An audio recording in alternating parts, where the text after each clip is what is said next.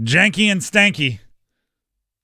Jankowski, Stankoven, the new Canes both score. Jankowski scores twice, and the Canes beat Winnipeg.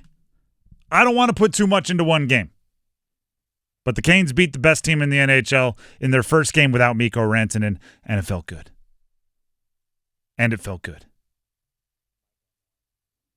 I have thoughts, but also this caller, he's a frequent caller, friend of the show, called in earlier and kind of reserved some time.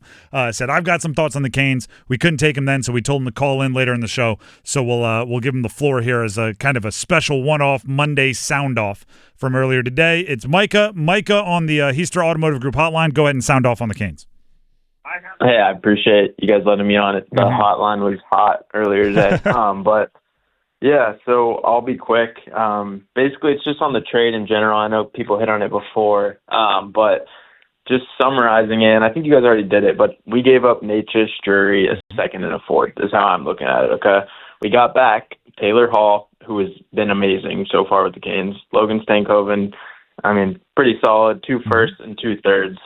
Okay, so when you think about it like that, we leave Rantanen's drama out of here. He doesn't deserve to even have put on a Carolina Hurricanes jersey. That's still, honestly, a W in the Canes' eyes, in my eyes, except, I mean, dude, we gave up that, but also, like, Necas wasn't going to re-sign, and that's true. Like, he's going to get a payday somewhere else. The Avs aren't going to be able to afford him.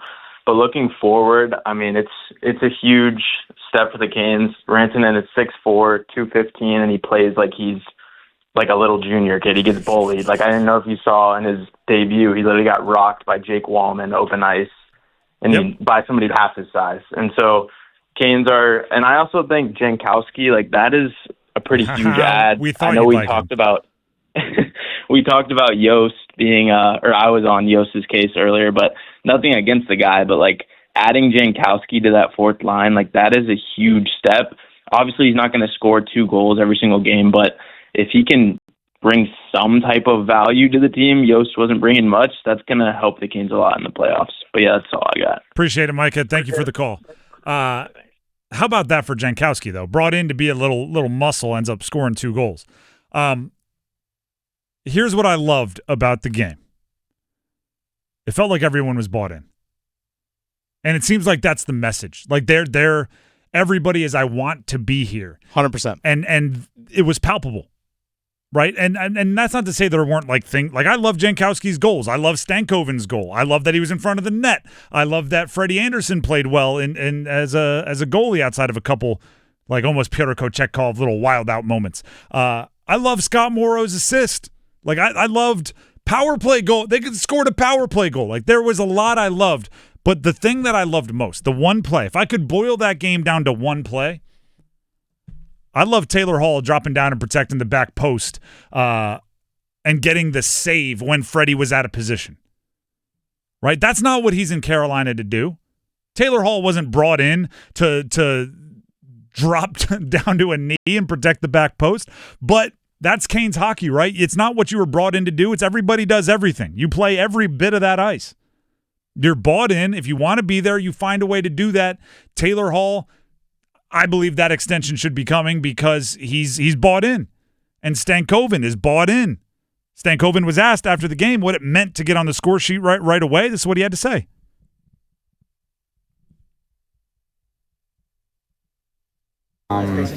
Yeah, it's always nice to come in and contribute right away. I felt personally I can give a lot more, and definitely wasn't my best tonight, and I know it's going to take a bit of time to get used to my line mates and the systems and whatnot, so just keep building, watching video with the coaches, and just keep learning. Gosh darn it, that's a Cane. You score a goal in your first game. Well, not my best, obviously. Got to watch some film. Got to get in with the coaches. That's a Cane right there.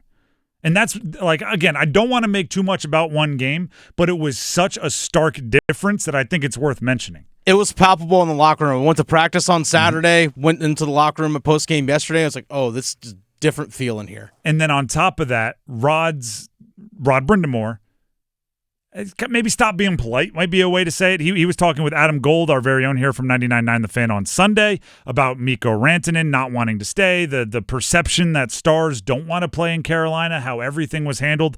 This is Rod. There's not been one guy that has left here because they didn't like it here. That was except for Mikko, and he did not like it. When he showed up, he said, "There's 4 teams I'll go play for. Well, you're not one of them." So there's 28 other teams he wasn't going to. And when the better question is, should we have known that before we signed him, right? Or attempted to sign him?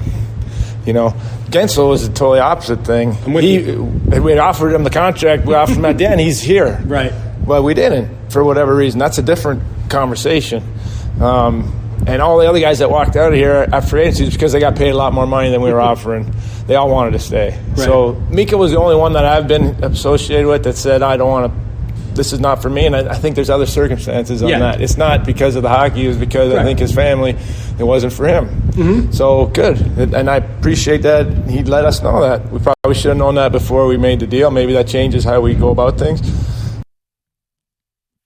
Woo. Shout out Rod. And you know what? I'm gonna go blue in the face saying this.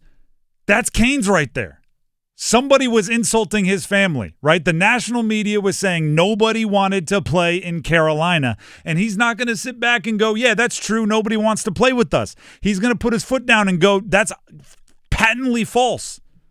Everybody that we've had here that has spent any significant amount of time here that gave us a shot has wanted to play here.